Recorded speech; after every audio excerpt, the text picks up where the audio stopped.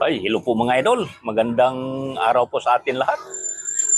Panibagong video, panibagong araw na naman mga idol. So, mayroon na naman akong isi-share sa inyo. Isang 10 piso na si General Antonio Luna.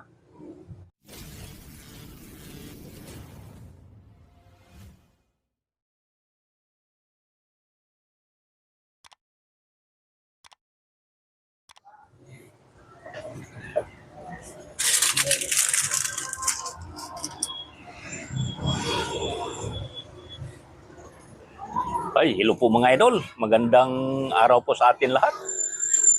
Panibagong video, panibagong araw na naman mga idol. So, mayroon na naman akong isi-share sa inyo. Isang 10 piso na si General Antonio Luna. Isang commemorative coins. Sana mga idol, lilinisan ko muna ito para maging bago tingnan. Ito na po mga idol ang ating 10 piso na coin kay General Antonio Luna. 1, 2, 3, 4, 5, 6, 7, 8, 9, 10, 11.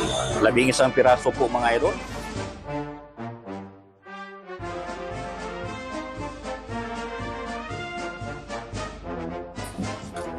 So medyo may karumihan pang kaunti ito mga idol. Linisan muna natin ito. Linisan muna natin ito mga idol. At gamit po ng ganun pa rin, metal polish.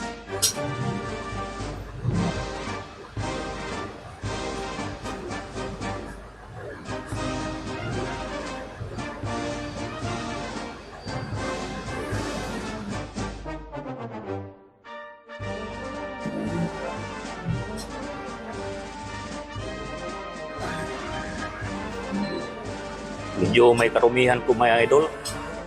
Kaya gagawin po natin na parang bago o ibalik natin sa bago tingnan.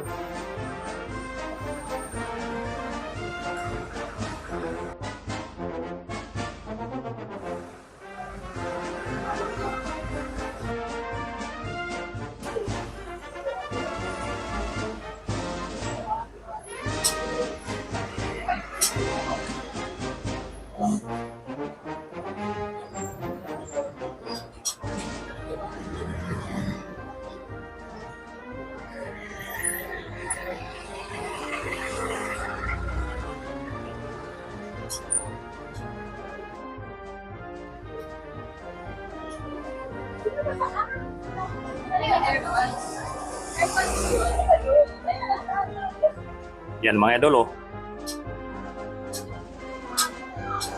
Bumalik sa bago.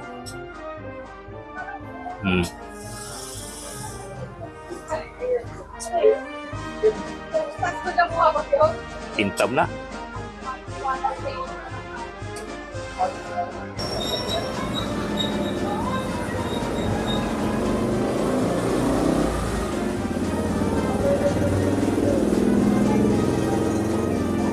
Linisan natin ng maigi mga idol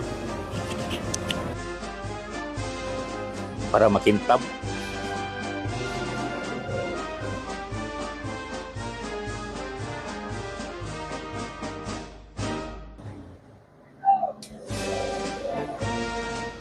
Ito mga idol oh.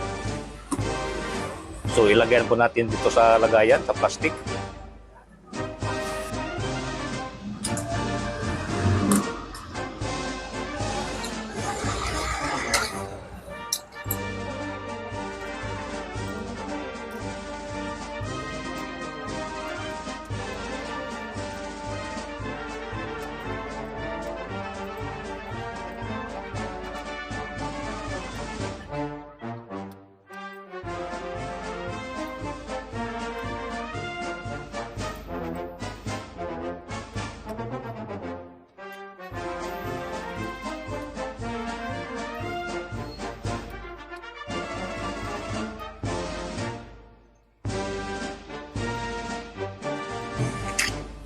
So, okay mga idol, ilagay ko na ito lahat sa 1, 2, 3, 4, 5, 6, 7, 8, 9, 10, 11.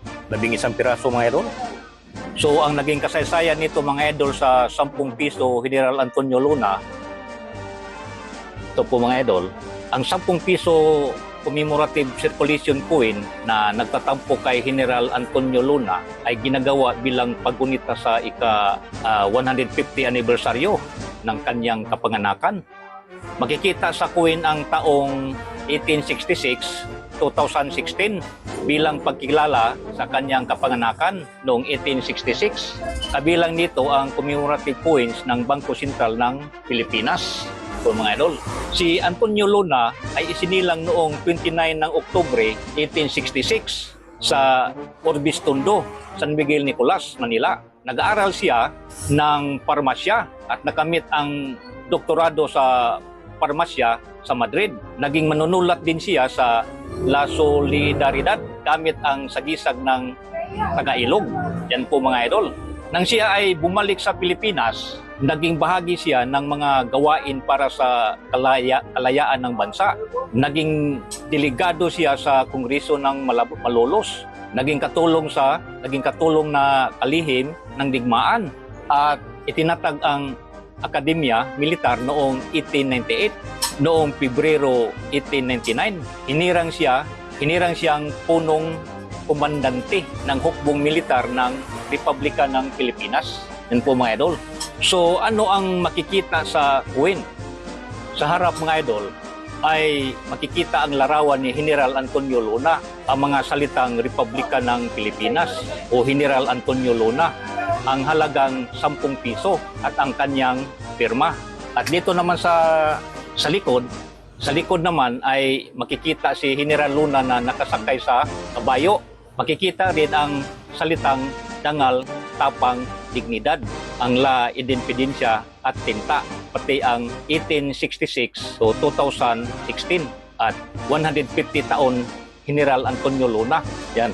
Ang mga disenyo ay kumakatawan sa kanyang katapangan, pagiging leader militar at pagiging manunulat.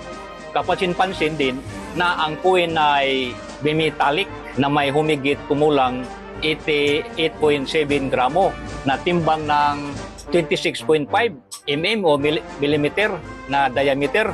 Ang malungkot na wakas mga idol, sa kabila ng kanyang malaking papel sa pagtatanggol sa Republika, pinaslang si General Antonio Luna sa Kabanatuan, Nueva Ecija noong 5 ng Hunyo 1899. Siya ay 32 o 32 taong gulang lamang. Kaya ang 10 piso coin na ito ay hindi lamang ordinaryong barya. Isa itong maliit na bagay na nagdadala ng malaking bahagi ng kasaysayan ng Pilipinas. Ang buhay, paglilingkod, tapang at kamatayan ni General Antonio Luna.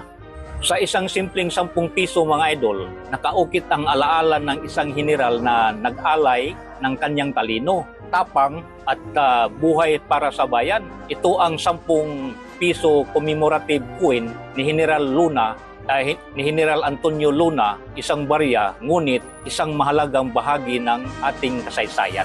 At iyan ang kasaysayan ng 10 piso commemorative coin ni General Antonio Luna mga idol. Isang maliit na barya na nagpalaala sa atin sa kanyang tapang, talino at pagmamahal sa bayan. Kung nagustuhan ninyo ang video na ito mga idol, huwag kalimutang mag-like, mag-subscribe at i-share ang All Around Pinoy Channel para mas marami pa tayong matutunang kasaysayan ng ating mga barya at ng ating bayan. Maraming salamat sa panonood niyo mga idol at hanggang sa sunod na video. Mabuhay ang Pilipinas!